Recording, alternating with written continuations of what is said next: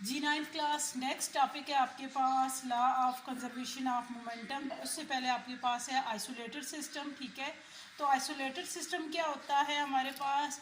सबसे पहले आपने बताना है हमारे पास आइसोलेटेड सिस्टम क्या है। ठीक है, तो सिस्टम क्या होता है? द क्वांटिटी ऑफ मैटर और region of space under observation with definite boundary.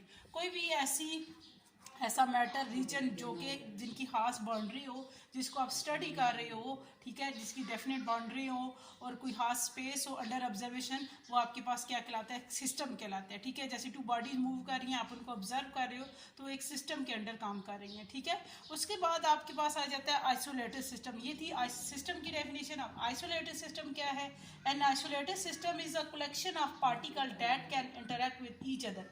ये आपके पास क्या होती है? पार्टिकल की कलेक्शन होती है। ठीक है, एक ऐसा सिस्टम जिसमें बहुत सारे पार्टिकल हों that interact with each other, जो एक दूसरे के साथ इंटरेक्ट करते हैं, but whose interaction with environment outside the collection have a negligible effect on their motion. ठीक है, मतलब जिन पे बाहर से किसी किस्म का कोई असर नहीं होता। सो आइसोलेटेड सिस्टम आपके पास कलेक्शन है पार्टिकल की जो इंटरेक्ट करते हैं, एक दूसरे के साथ टकराते हैं, लेकिन उस पे उनकी इंटरेक्शन पे बाहर से एनवायरनमेंट का कोई असर नहीं होता।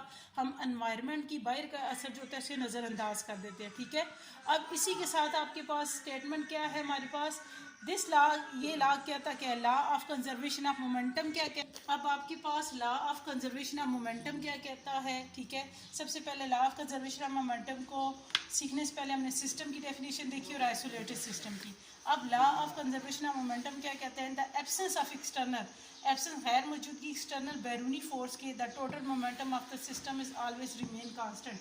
किसी भी बॉडी का टोटल मोमेंटम जो होता है वो कांस्टेंट रहता है।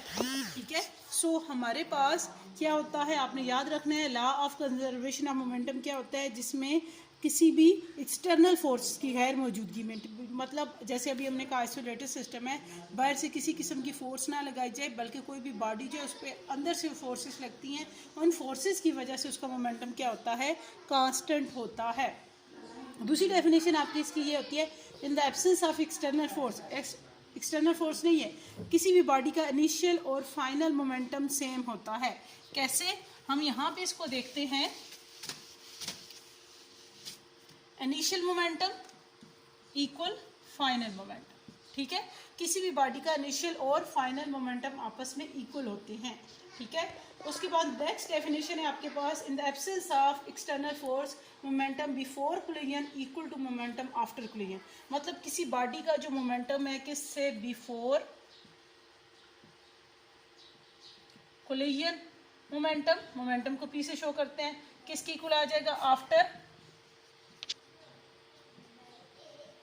कोलिजन मोमेंटम के। ठीक है, तो ये इसकी डेफिनेशन आ जाती है कि law of conservation of momentum ये कहता है कि अगर किसी बॉडी पे या किसी सिस्टम पे बाहर से कोई फोर्स नहीं लगती तो उसका इनिशियल और फाइनल मोमेंटम सेम होता है। एक डेफिनेशन ये आ गई। उसके बाद नेक्स्ट डेफिनेशन ये आती है कि बिफोर कोलिजन और आफ्टर कोलिजन मोमेंटम सेम होता है। और फर्स्ट हमने स्टेटमेंट देखी थी कि इन the absence of external force, external force की गैर मौजूदगी में टोटल मोमेंटम ऑफ सिस्टम का कांस्टेंट रहता है। ये थी डेफिनेशन। ठीक है, उसके बाद इसी को एक्सप्लेन करते हैं हमारे पास कि इनिशियल मोमेंटम हमेशा इक्वल होता है फाइनल के, अगर आपके पास क्या हो? Force zero. ठीक है, तो फोर्स आपके पास क्या आ गई? ज़ीरो आ गई। ठीक है, तो हमने अभी क्या कहा था? अभी हमने फार्मूला किया था F equal to del P by del t. ठीक है, डेल टी इधर ले आए, F del t equal to del p.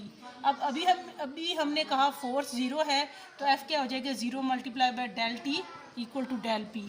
तो ये क्या आ गया आपके पास? डेल पी इक्वल टू, ये दोनों मल्टीप्लाई होके ज़ीरो आ जाएंगे। ठीक है, तो चेंज इन मोमेंटम हम इसको यूं del p equal to zero. ठीक है, अब डेल पी को ओपन करें, final momentum minus initial momentum, जिस चीज़ के साथ डेल का वर्ड आ जाए उसका मतलब क्या आता है? चेंज।